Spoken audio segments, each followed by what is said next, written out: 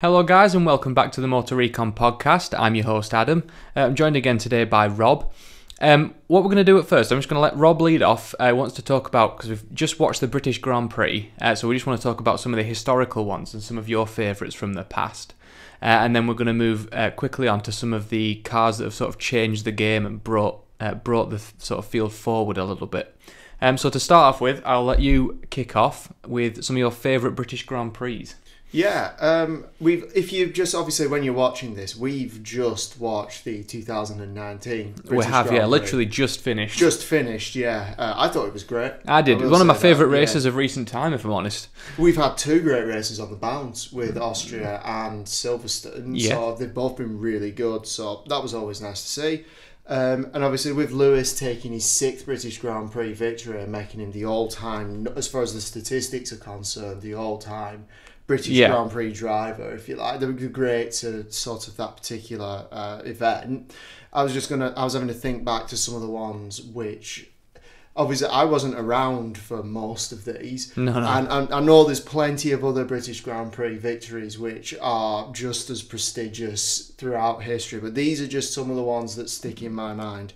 So one of the ones which was controversial was obviously the 1976 British Grand Prix, that year which was held at Brands Hatch. Now on track, James Hunt won the Grand Prix. Yeah, he won it. So as far as on track was concerned, him and McLaren in that famous season with the battle between, McLaren and James Hunt and Niki Lauda and Ferrari on track, James Hunt came home first. But due to sort of regulations and things like that, the victory was taken away sort of later down the line. I just thought that was an interesting one from Fast because it's not the first time we've seen sort of regulations dictating the results of races. No, it is unfortunate when they do get involved, but sometimes you have to understand where they're coming from, don't you? And I honestly can't. I'm honestly not sure sort of how that technical infringement came about, so I can't comment on whether I thought it was fair or unfair. I just remember it from obviously the movie Rush. Obviously, that brings it to mind, and it's probably just one of those races that when people think of the British Grand Prix. Obviously, 1976 was a classic season, so people often do call back to that anyway. The other one, which I think is quite interesting, was Nigel Mansell's victory in 1987. Yeah. So he overcame a huge time deficit to Nelson Piquet to win this one. And obviously, he overtook him in a famous move at Stowe. So, obviously, it's literally one of the most famous moves in F1. Yeah, we should say for anybody who is obviously watching this or listening, obviously get it up on YouTube and have a look at the footage because it is available. Have a quick look. Oh, God, yeah. I'm sure it appears in many sort of rundowns of best moves and best British Grand Prix and all those sort of of course. top 10 lists. There's absolutely no way that move's being left out of any of them. So, yeah, interesting year. Though it just brings to mind. The last one that I thought was quickly worth mentioning was 2008 with Hamilton. Yeah. Now I was actually around for this race, so I was sort of on and off watching F1 in 2008. I was relatively young then, so obviously I didn't understand a lot about it. But even back then, I knew that it took a great deal of skill to win that one. Yeah, it did. Weather conditions were against them. As you say, a very young Lewis Hamilton at the time was able to keep his cool and had that maturity about him to actually bring it home. Yeah. And probably contributed massively to his World Championship hopes that year, which he obviously won in, again, a famous and sort of the Brazil Grand Prix at the end of 2008 is one of the most famous, or if you're sort of in the Massa camp, infamous potentially races in history. Well, obviously, being a couple of years older than yourself, this is the time when I was quite into obviously watching F1. I did get a bit bored as of late, but I've started to try and come back into it again. Yeah. And I remember this, and it was a fantastic race to watch. Really get stuck in, and again, anyone watching or listening, if you can go and find the footage, go and find it. It'll be it's on the historic. I think it is on the actual F1 website, the historic races. If you want to go and take a look at that, but that Yeah, so that was literally just a quick roundup, some hot takes off the top of my mind, off the back of the British Grand Prix, some of the ones that I sometimes recollect about. There's plenty of others, but I just thought they were interesting. I think today's alone was down for some great battles. I know it wasn't Hamilton. I know Hamilton and Bottas at the start were having some great battles going through, and obviously then you had the safety car potentially robbed us of a fair fight between them. Which was a bit unfortunate. And then you got the battle between obviously Verstappen and Leclerc, which was it was a cracking battle. As you said, I think it's now a battle between Red Bull and Ferrari, because obviously you had them in a different sequence to each other, both battling out for track position. It is nice to see that the gap between sort of the top three teams is closing a little bit. Yeah, it was still very much Mercedes dominant, but it's not like 2014 when they really ran away with it. Because I do remember they would really run away with things. I mean, yes, Mercedes still had the best package today, but I think that, I don't know. I mean, it does give us some promise for the 2021 rule changes. Yeah, I think that's when it'll all come back, and they might not be as dominant. But you may end up with a new team being dominant. Someone who finds a loophole in the regulations, like Braun GP did in 2009 with the double diffuser. It's entirely plausible. My absolute dream is to get McLaren back up there. If they can nail these 2021 regs, because even today they didn't do so bad. No, compared to previous. Yeah. Compared to previous performances, they didn't do so bad today, did they? So Norris, I mean, he got unlucky. Like, as you say, Bottas. Both him and Bottas got quite unlucky with the sort of safety car that came out. Obviously, but the timing of it was unlucky for the pair of them. But it was nice to see that McLaren at Silverstone were able to come home in that best of the rest position behind the top three teams. Yeah, which I'm proud of them for doing that, and they're actually getting back up there and doing what they should be doing. So promise for the future, which I'm happy with. So we'll go quickly on to the next topic, which we were going to discuss. Now, obviously, this is something that we've just selected ourselves. There obviously is many more that can go in this list. Literally, the list is a long time. But so what we were going to do is just sort of take some of the cars which we think pushed sort of the boundaries a bit further forward, and just took that game, and then everyone else had to catch up to it. Yeah, in some respects. I feel that these cars in some way have helped shape the direction that the sort of car industry have taken in that sort of discipline. Yeah. Now, the first one I think we'll discuss, it's technically a trio, but two of them in particular sort of did push the game forward. And obviously this is the Holy Trinity. So the McLaren P1, the LaFerrari, and the 918 from Porsche. Now, personal preferences aside, I think the one that actually did push the game forward the most was the 918, because it had a proper hybrid system, four-wheel drive, rear-wheel steering. Yeah, it was legit, wasn't it? Obviously, it's been engineered by Porsche, so it was pretty solid. And around a lot of tracks, because of its rear-wheel steering and four-wheel drive, it was extremely dominant. Yeah.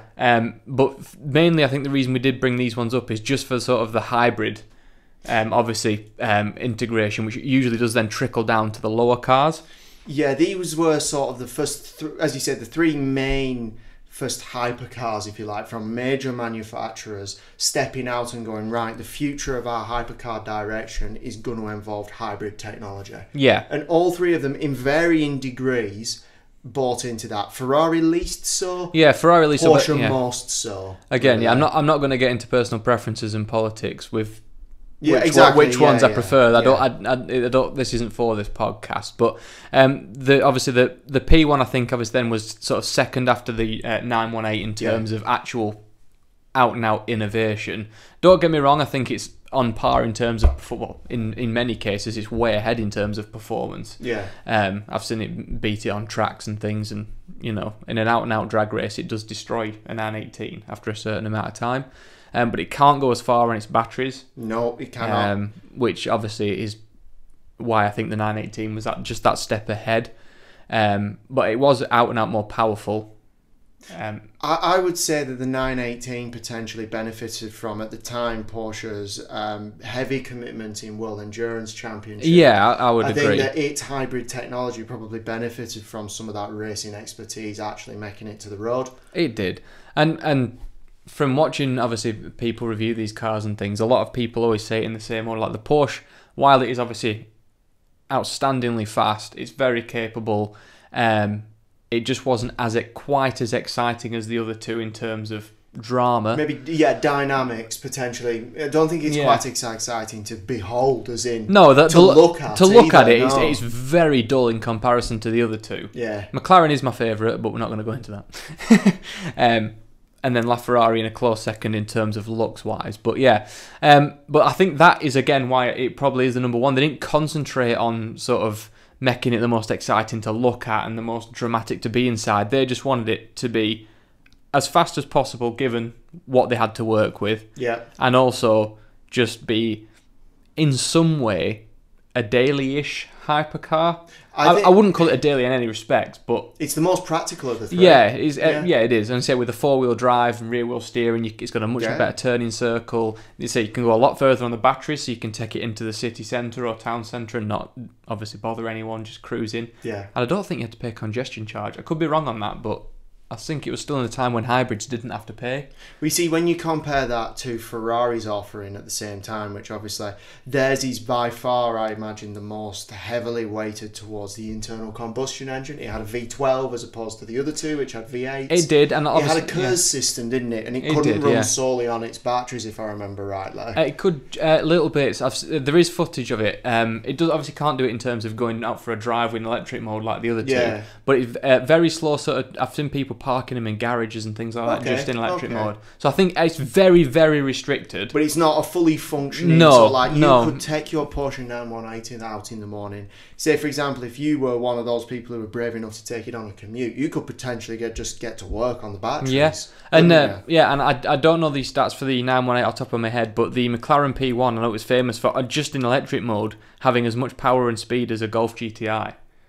And I think that is also something worth mentioning about these cars.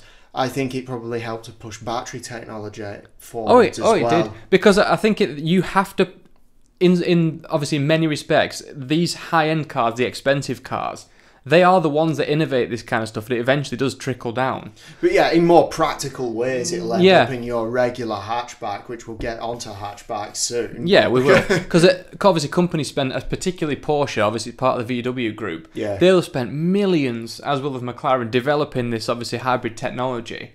And then once they've put all that money in, they can sell these cars for an exorbitant amount of money, because people will pay it. Make your initial investment back, and then start trickling this technology down to the lower end of your car. So eventually that will, in fact, in some ways, it probably already is. It may well become the norm. Like a Golf GTE or exactly. Yeah, I think a Golf GTE is the perfect example of this sort of technology making it into a hot hatch. Actually, I think it's a good example of hybrid technology. Yes, it's not the same architecture as these hypercars, but the ethos that they work from remains the same, though, as in it is an internal combustion engine that is supported by a good battery and electric motor system.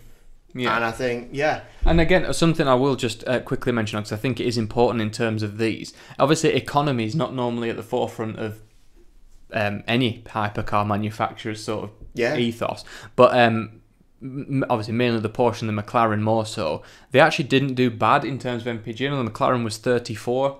That's like, obviously these are official figures, so who knows what they actually get in the real probably world. would end up getting around. I reckon you could do 30 You'll 32. certainly get better than your hypercar that obviously has none of those sort of systems on. And the LaFerrari as well. Obviously, given it being a V12, they naturally do drink a lot of fuel. They just naturally do. So I think that is where these guys concentrated on a lot, and it did help. Like you say, not even any supercars really these days can still do 34 mpg. Yeah. It's not really possible, is it? So, I think that for us is a good start for the game changers. And then one I'll let you talk about, because I know it's one of your favourites, is straight up at the Mark 1 Golf GTI. Yeah, so obviously this is where the hot hatch, I think if you think back to the quintessential hot hatch of history, obviously I'm sure there may well be hot hatches that came out prior to the Golf GTI Mark 1. There were, but I'm not. But I think the Golf GTI Mark 1 was probably the one everyone remembers the most fondly, and I think it was the one that cemented the whole hot hatch culture that has sort of pervaded to this day. I think it's very interesting as well that obviously the hot hatch culture is very much taken on, and very much so stuck in the UK more so than I think many other places. Yeah, I would agree. I think Europe in general actually is very much a hot hatch sort of. I think that is where the hot hatch staple market is. It's because of the roads, and obviously the roads here are built for it. Narrow, twisted, tight roads. I think Britain in particular, I think if you look at our road architecture and you look at what the public have to use, if you like, you will get more out of a good hot hatch, which is more sort of forgiving on these, but let's face it, not great surfaced sort of B roads. No. Yeah, something that has good traction, and again, practicality if it's your only car as well is a massive bonus, but you're probably going to get more out of your hot hatch than most supercars, frankly. Well, you definitely would. On an everyday sort of use driving to and from work, as having a blast on a country road, I'd say obviously the Mark 1 GTI, I think we both agree on this, that it is the one that sort of, like you say, cemented in that roots and pushed them little boundaries just further forward. It proved that your practical family hatch can be as entertaining as fun as a sports car. And I think as well, the reason I would consider this one a game changer is because it's one of sort of the only formulas in the car world that hasn't really changed. The hot hatch is still very much obviously front-engined, usually front-wheel drive, but obviously some of the hyper hatches now are four-wheel drive. Sort of ethos, and trying obviously where possible to keep weight down. Yeah. So I think that's why I think this is a game changer. It's that formula's stuck, and it's keeping the practicality. Yeah, and keeping that practicality. A decent sized boot, obviously quite a number of seats. Like I had the ST, which had 5 seats, decent boot. Granted, it was fairly firm on the suspension side, but it was perfectly livable with. Yeah, exactly. That's the thing about the hot hatch. Still a Ford Fiesta. Yeah. And that's still a Golf. That's still a Golf. Yeah. Which I think as well would lead us nicely onto one which I think is sort of going to be the modern one. Well, I don't think it has as much of a game-changing thing as the original Golf GTI, but the new Up GTI. Yeah, I think that this is sort of like, maybe not necessarily a game changer, but I think this could potentially lead to sort of like a new offshoot of hot hatches, which is sort of like, I don't know, you might want to.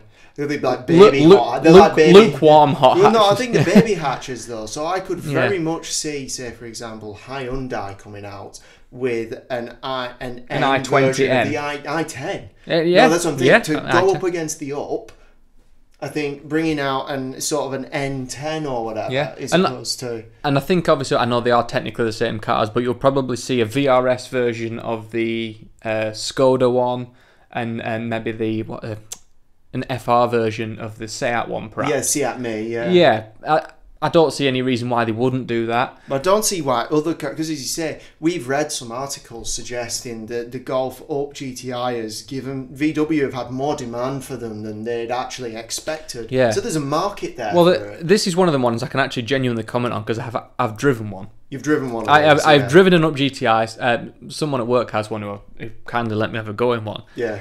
And granted, it's not great. It wasn't great on the old power front in a straight line. No. But get it onto a corner or anything like that, and even just general compliance on the road, it was fantastic. It gripped on like it was on rails. Really? You could cock a rear wheel. If it was my car and I was being a bit more brave, you could easily do that. The front end had enough grip to do that. And it was interior again, a bit Spartan, but they've done that to keep the weight down. It's way under a ton. Well, yeah, I mean, it's a dinky little thing anyways. Yeah, way under a ton.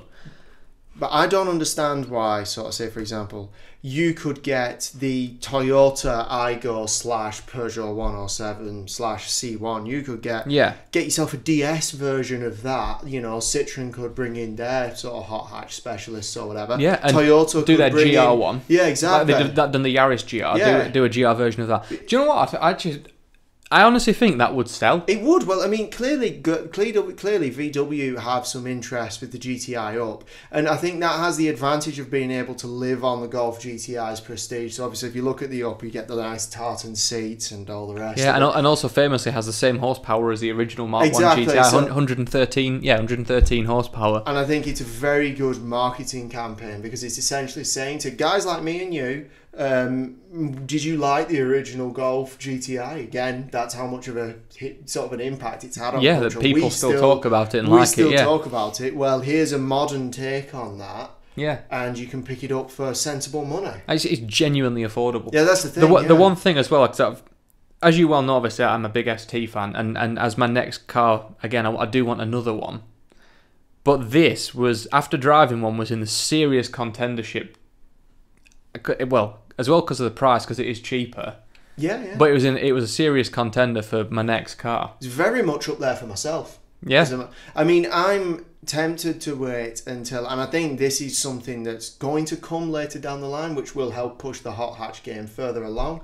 I'm tempted to wait until an electric hot hatch makes its way out. A proper one. Well, remember Renault, when they used to be directly involved in Formula E, they made a very spicy version of the Renault Zoe. They did, I remember that. And it looked wide pretty body, cool. Yeah, big wide spoiler on it, body yeah. sort of thing. Proper hot hatch sort of territory. So I'm waiting until sort of these electric Cypers, Super Minis or whatever, I get actually, hot hatch variants. I actually don't know who'll be the first to do it. I'm dead interested. One thing that I do, obviously, again, this is probably slightly going off topic, but VW and Ford have both invested heavily in sort of an electric sort of battery production company. Right. Ford did it first, and then VW have sort of tagged on the back of it to just get more money in there.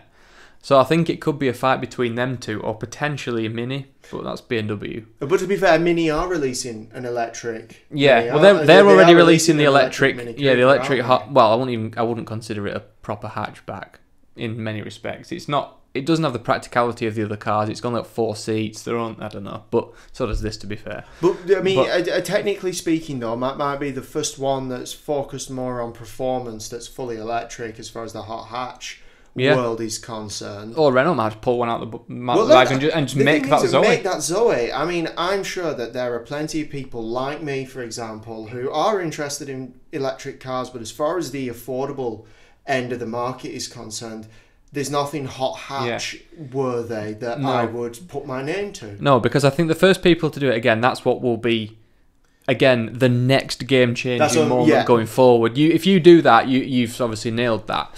So obviously, just got a fear going off slightly off topic, I will move on to sort of my next one, which I think was the game changer, and I'm sure many people will agree, was the Bugatti Veyron. Obviously, you could argue, again, many reasons why it isn't, but the reason I think it is because obviously it broke the out-and-out production car speed record. Took it off the I think it was the Koenigsegg CC8S at the time, which took it off the F1.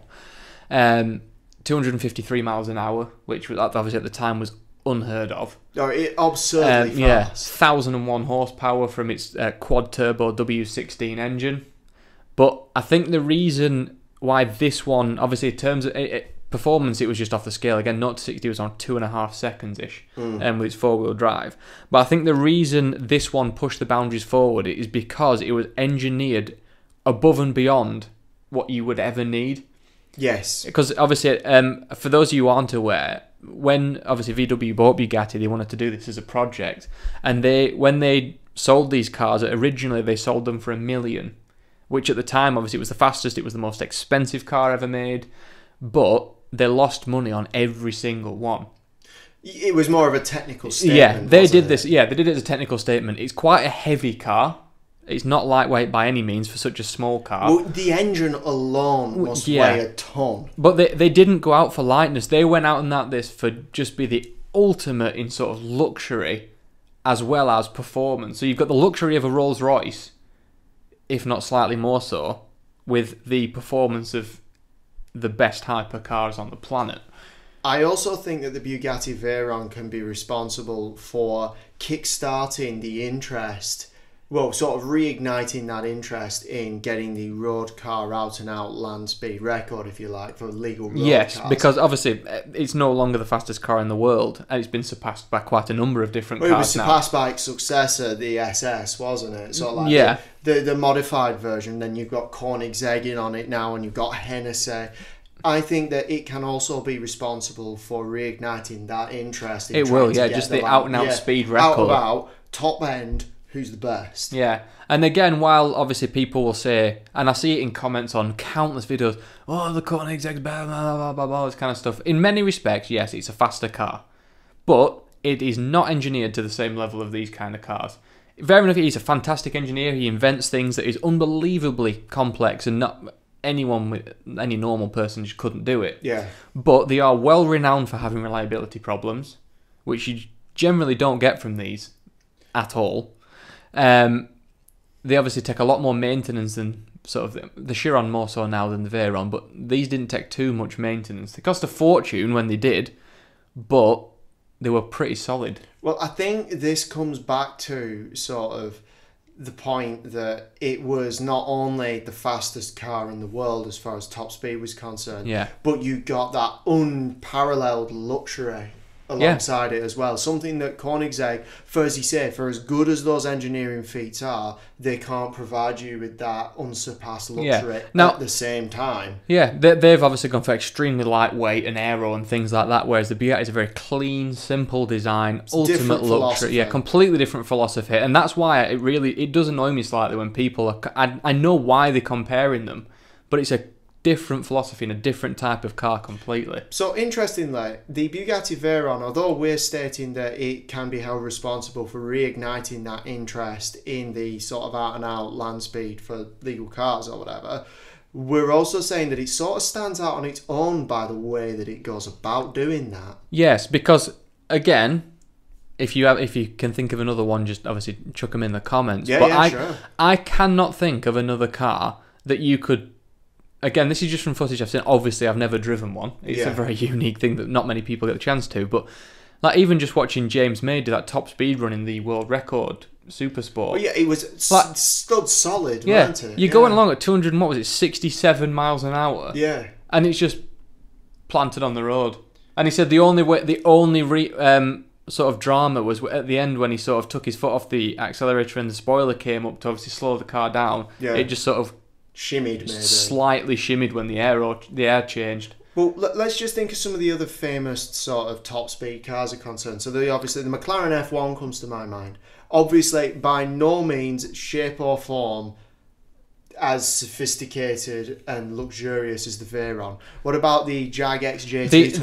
The XJ220. Actually, when that was doing its top speed run with was it Martin Brundle behind the wheel? When it was doing its top speed run, the bonnet was peeling off and lifting up. And I'm not trying to take away from its technical achievements, because especially considering that was a V6 as well. Yeah, it was a Metro rally car engine. I mean, it's an incredible feat that it was able to get past 200 miles an hour at all. Yeah, let alone break the actual record. But the point is, I can't think of another car that has broken the sort of top speed record for a legal road car that has such unparalleled sophistication and luxury included in that cabin. Yeah, and don't get me wrong, it's never going to be the fastest car around a track or anything like that, but it is not made for that. No. And this is what annoys me about some people on the internet who just slate it for that, but it's not built for it. And that's genuinely why I think it just did that game changer completely. Sure, yeah. If anything, it's changed the game, or it's made its own unique game in such a way that nobody else has even stepped into the ring with it.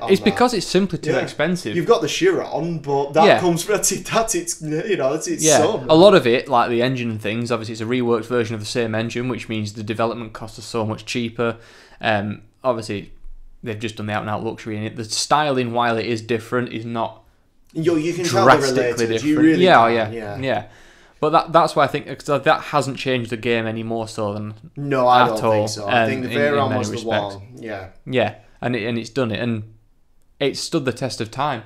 Because if you go to any car show, or if you're walking around, say just as London as an example like that, and a Veyron comes out, it gets swamped with people. More so than pretty much any Ferrari, any Lamborghini, even more so than LaFerraris. I've been out in London doing when I was car spotting, and there was actually a LaFerrari and a Veyron. It was a super sport one, but they were both there, and everyone went for the Veyron. And do you know what I find interesting? And again, maybe this is controversial, and obviously looks are subjective, but I don't think it's a pretty car. You see, I don't mind it. I don't mind it, but at the same token, it's not. It ain't a looker. It's not a 250 GTO or anything like that. It's not a looker, is it? Yeah. Well, to be fair, obviously again, it's subjective. I don't mind it. I think it's quite nice to be around. I like it because of its engineering prowess, and I will never want to take that away from it. And whenever I see a Veyron, of course I sort of go towards it, but it's not because I think, oh God, that's achingly pretty. I go towards it and think, that's an interesting engine. Its achievements are more. So it's sort of like it's the sum of its parts, isn't it? And Yeah. I think, Yeah, and in some ways I can see why you'd think that. For me personally, it's a bit different. It was my favourite car for a while, but it's gone back to the McLaren F1 just because I absolutely love that car. But yeah, so that I think is just a small selection of the cars we think have sort of pushed the boundaries and pushed everything forwards. If you can think of any more, or you want us to discuss any more, just let us know, obviously in the comments below, or tweet at me at Motor Recon. I'll put all the links again for that below. So unless you've got any more ideas, I think we'll I think that's a good time to wrap it up. Yeah. Excellent. All right, well, thank you very much, and we'll see you again next week. See ya. See ya.